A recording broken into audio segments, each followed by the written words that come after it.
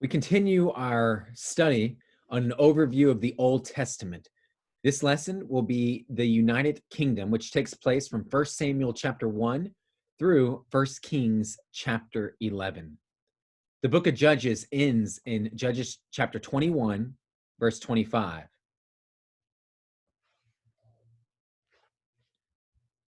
In those days, there was no king in Israel, and that's how the book of Judges ends. When 1 Samuel starts, the monarchy still doesn't exist. Instead, Eli is serving as both high priest and judge over Israel.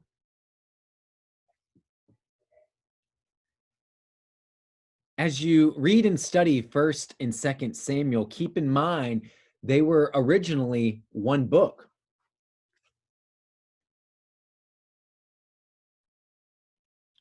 The same holds true for 1st and 2nd Kings were one book, as well as 1st and 2nd Chronicles.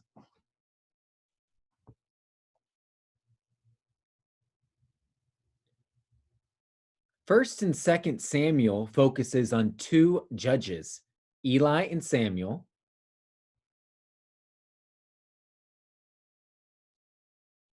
and also the first two kings, Saul and David.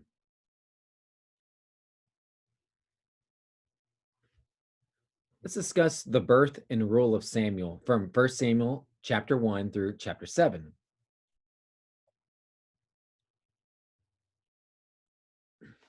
Samuel will play an important role in David's rise to power from a simple shepherd boy to the greatest king in Israel.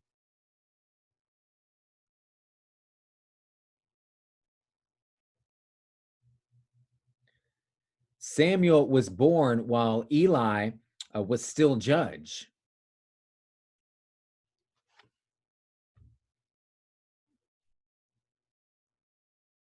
In fact, Samuel's mother had dedicated him to God and let him live with Eli at the tabernacle, as you see in chapters 1 and chapter 2 of 1 Samuel.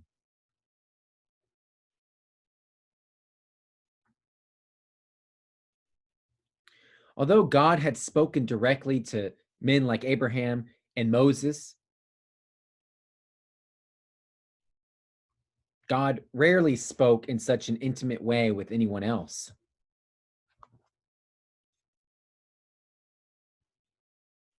But one night, when Samuel was still very young, God called to him.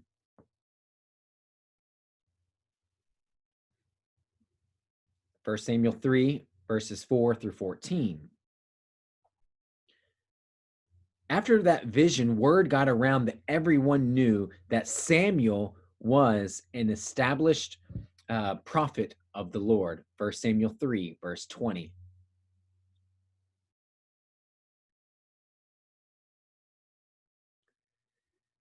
This relationship was to continue throughout Samuel's life. As an adult, he served not only God's prophet, but he was also as a high priest and a judge.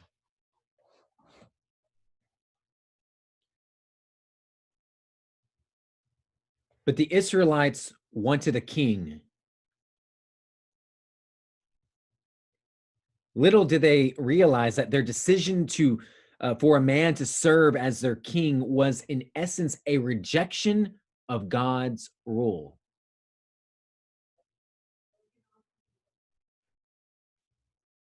As we notice in 1 Samuel 8, verse 7, and chapter 12, verse 12.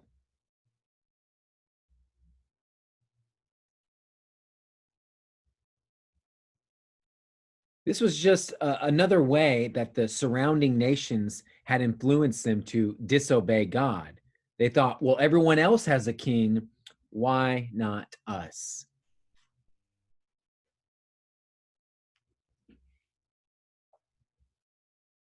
And so God gave them what they wanted. The first king was Saul of the tribe of Benjamin. Saul was taller than anyone else in the room, and he certainly looked the part, 1 Samuel chapter 9, verse 2. But inside, he was weak and cowardly. At first, Samuel had great success. He fought against the Philistines and won. But then he let the success get to his head. Instead of trusting in God, he trusted in himself, which eventually led to his downfall.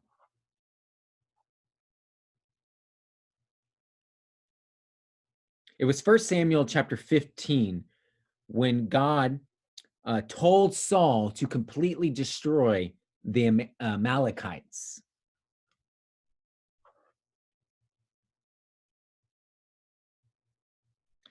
God wanted that evil nation punished for the crimes committed against Israel from the days of Moses.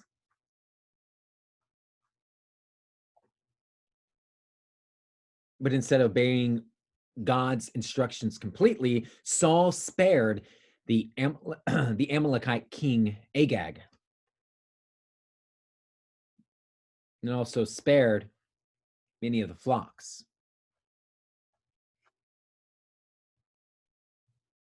When Samuel confronted Saul, Saul made excuses.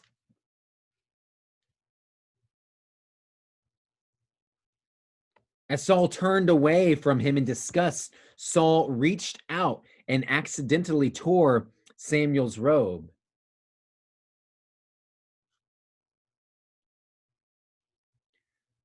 In response, Samuel said, "The Lord has torn the kingdom of Israel from you this day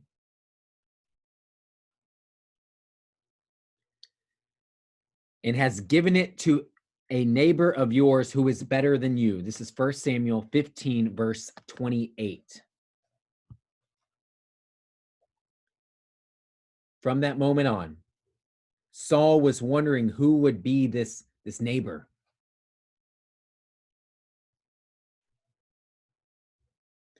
You see, Saul didn't want to step down as king, and he'll stop at nothing to find this person who would be better than him and ultimately destroy him.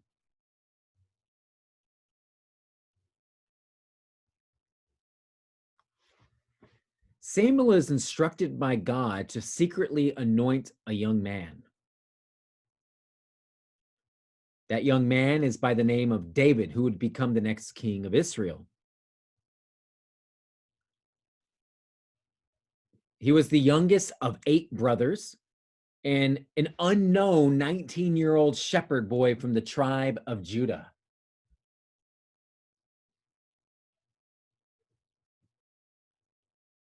But David was thrust upon the public spotlight when a Philistine giant by the name of Goliath challenged any Israelite to a duel.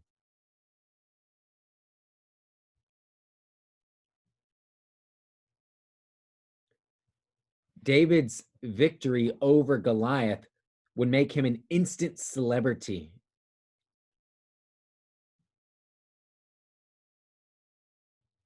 First Samuel 17 records one of the most famous stories in the entire Bible of David and Goliath.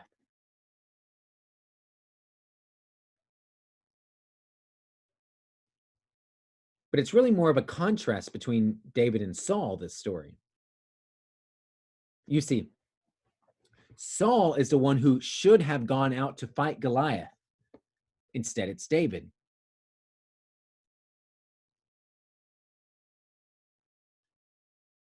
He doesn't even take a sword with him or wear his armor. He's equipped with nothing but a slingshot and 5 smooth stones.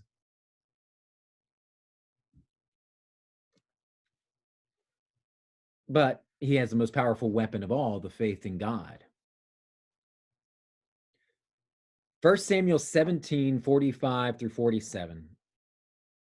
Then David said to the Philistine, "You come to me with a sword and with a spear and with a javelin, But I come to you in the name of the Lord of hosts, the God of the armies of Israel, whom you defied. The battle is the Lord's, and he will give you into our hand.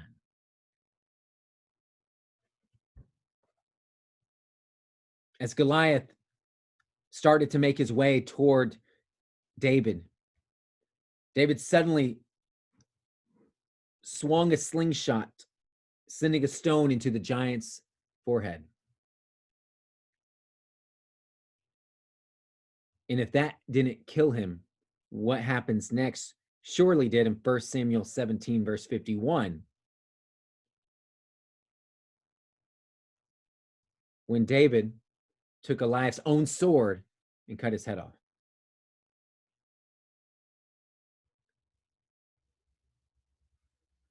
Goliath, as just a fun fact, was about 9.5 feet tall.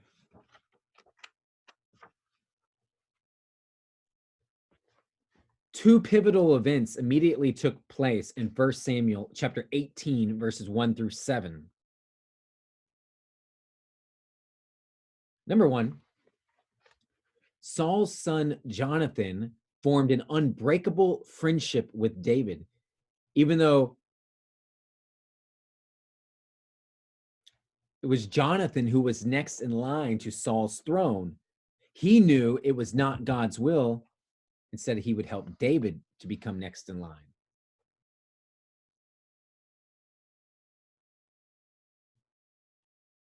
And number two, and the woman began a little chant that became famous. It went like this. Saul has struck down his thousands, and David his 10,000s. 1 Samuel 18, verse 7.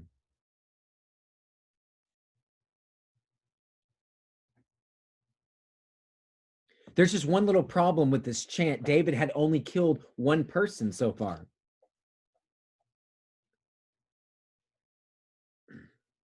It was at that moment that Saul realized David was his neighbor who was to be better than him.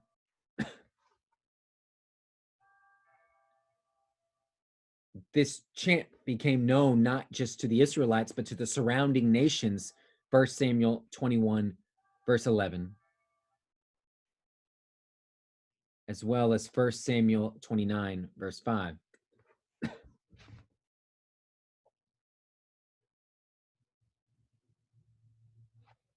Saul would reign for 40 years. David would reign for 40 years. And then David's son Solomon would reign for another 40 years.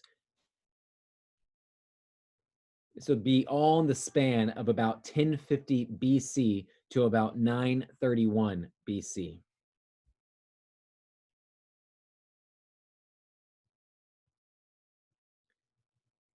Even though David quickly became one of Saul's best soldiers, Saul ended up chasing David all over Israel.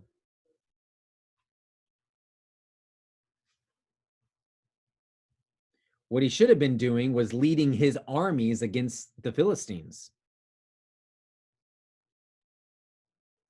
In a fateful battle on Mount Gilboa, Saul and Jonathan both died at the hands of the Philistines. 1 Samuel chapter 31.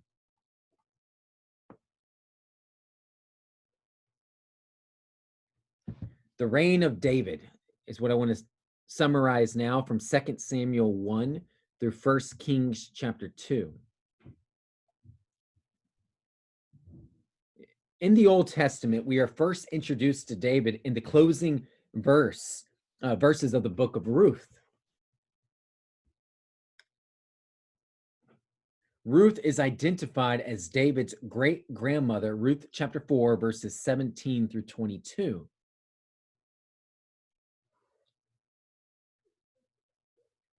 David is not mentioned again until 1 Samuel 16. When he was privately anointed king by Samuel.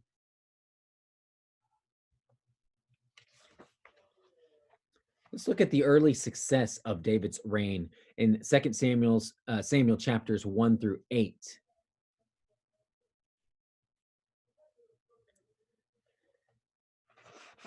David did not actually begin to reign as king until after Saul's death in 1 Samuel 31.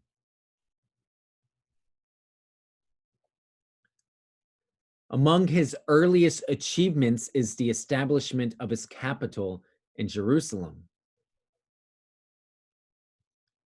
2 Samuel chapter 5, verses 6 through 10, which is still referred to as the city of David. And then he had the Ark of the Covenant relocated to Jerusalem in 2 Samuel chapter 6.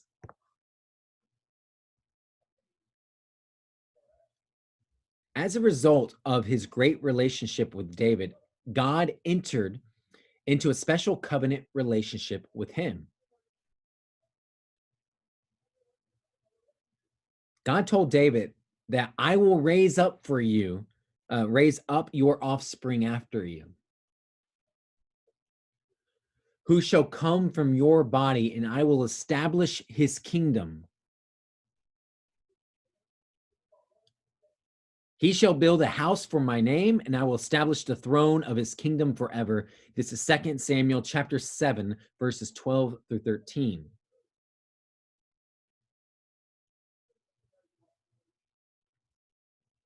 Although Solomon is going to be the next king, this is actually looking to Jesus. Jesus would be the one to fulfill this specific prophecy in about 1,000 years.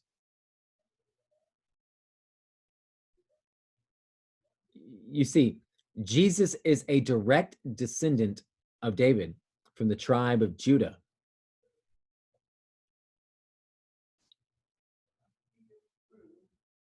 Even though they were very poor, both Jesus's mother Mary and his adopted father Joseph were direct descendants to David. And it's for this reason that Jesus is often referred to in the Old Testament books of the prophets and in the New Testament gospel as the Son of David.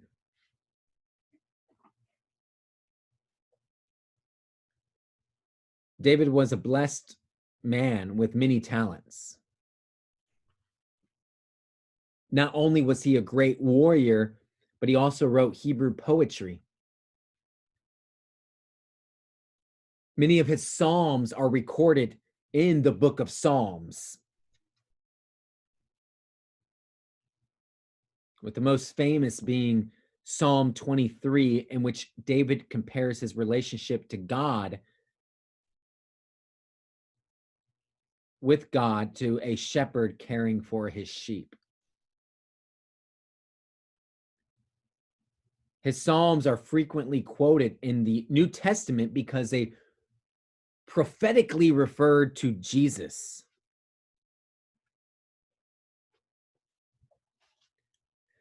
Let me spend a few moments now overviewing the long-term consequences of David's sin. This will take place from 2 Samuel 9 through 1 Kings 2.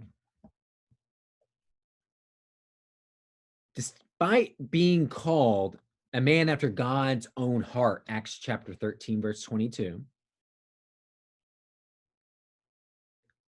David had shortcomings.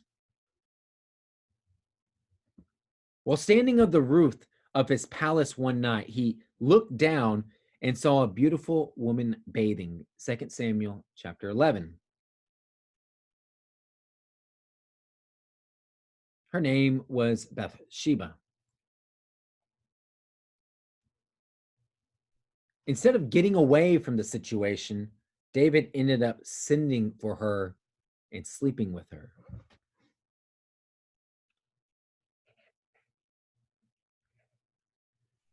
Bathsheba became pregnant. Her husband Uriah could not have been the father because he was off fighting the Ammonites in battle.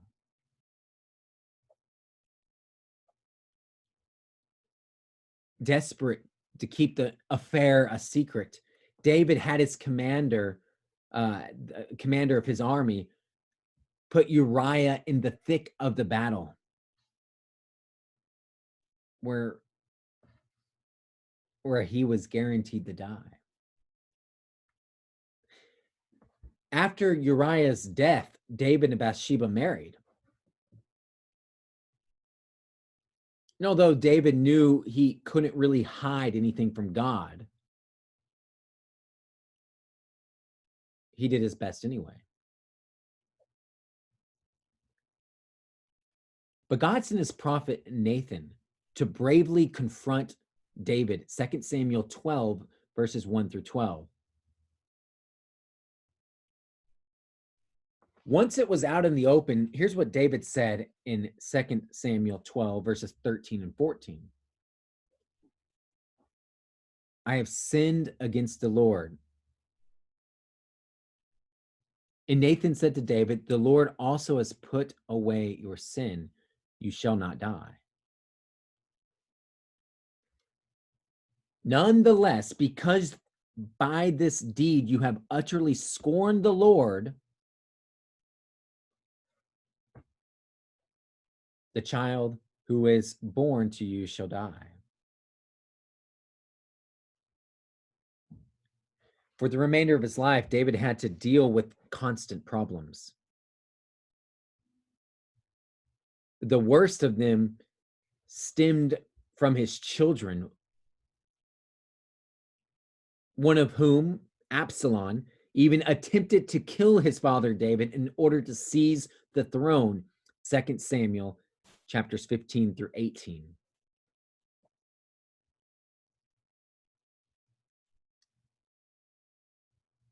Even though he is not the oldest of David's son, Bathsheba forms a plan for Solomon to be appointed the next king.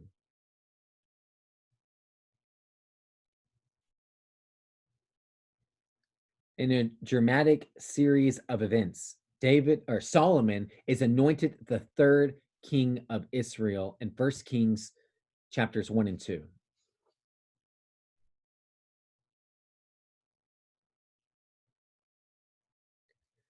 The greatest king of Israel in the United Kingdom was David. But his son Solomon was a close second. He was blessed by God with great wisdom. He enjoyed a reign of 40 years without war.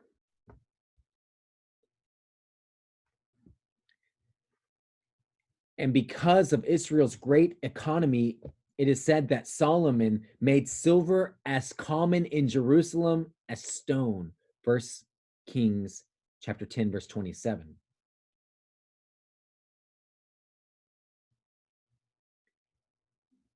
He built the magnificently beautiful temple in Jerusalem, a project that took him 7 years to complete.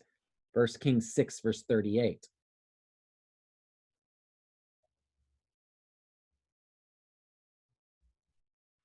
Unfortunately, he had married a number of foreign women. Not only was it forbidden in the law of Moses, but his wives turned away his heart from serving the only God. 1 Kings chapter 11, verse 3. He built for them temples for their gods. And eventually Solomon worshiped with his wives these pagan gods. Among Solomon's many accomplishments, he was to write over 3,000 proverbs, many of which are recorded in the book of Proverbs. He also authored the books Ecclesiastes, in the Song of Solomon?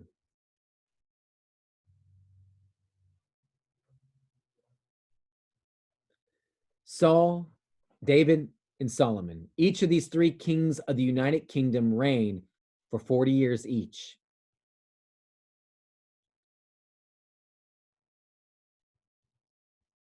A period in Bible history of 120 years. It's also important to remember that Saul was the only person from his family to sit on the throne.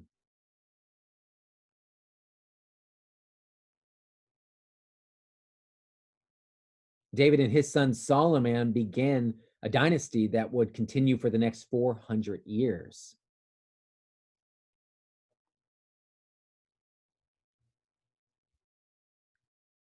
And eventually, Jesus Christ himself would be a direct descendant of David's line.